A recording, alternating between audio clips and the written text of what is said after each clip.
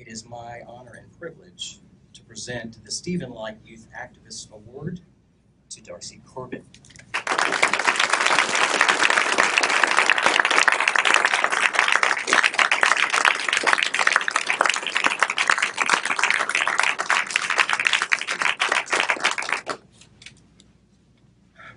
I'm very overwhelmed and honored to be here today.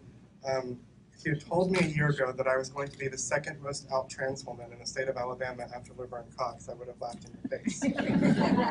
My story has gone out to millions of people. It has been shared on Reddit, and as a result, I have received numerous death threats, very, very ugly comments, but also communication from a lot of trans youth in our state and other places across the Southeast, telling me that I am a light in a dark world that refuses to listen to them and to acknowledge that they exist.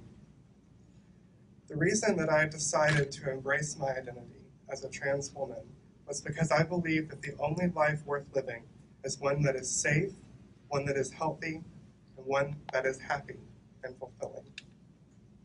Sadly, this is not a life that many transgender individuals get to experience.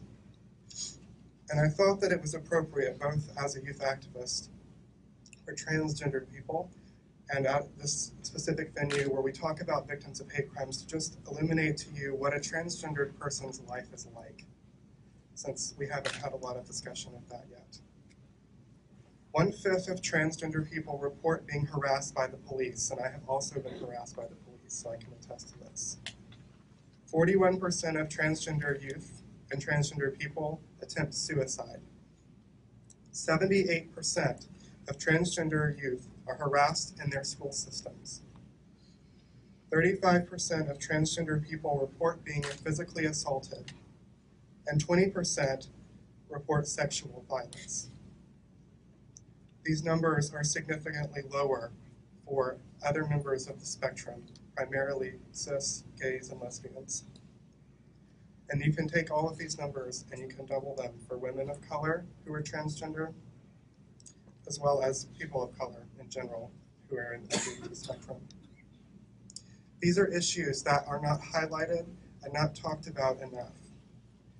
The reason my transition has been so easy at Auburn University is because Spectrum, Auburn's Gay Straight Alliance, for the past several years, has mobilized all of their activism efforts on behalf of the trans community, because we recognize this very apparent lack in advocacy on our behalf.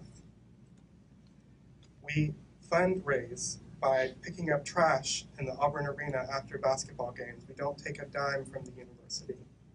We are serious about our advocacy for individuals who cannot speak for themselves and who have no voice and no agency. But when I look at these statistics and I think about the work that I do, I know that I do not do enough for trans youth in this state. These numbers are too high. These numbers do not represent a life that is healthy, safe, whole, or fulfilling. And I've come here tonight, and I'm going to use the platform that I've been given through the stories that have been published about me to say that we as a community, as the LGBT community in the state of Alabama, and the LGBT community of the United States of America, are not doing enough for transgender youth.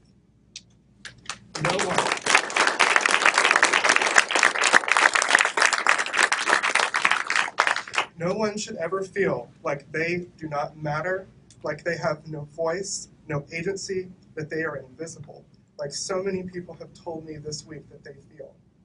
And I came down here because I wanted to say it. I wanted to go on record as saying that any transgender youth person in this state or in this country that feels like they have no voice, well, they have one in me. And while I have blood in my veins and breath in my lungs, I will not cease to talk about trans issues and to advocate on your behalf. You are not alone, and you will not be alone as long as I have something to do about it.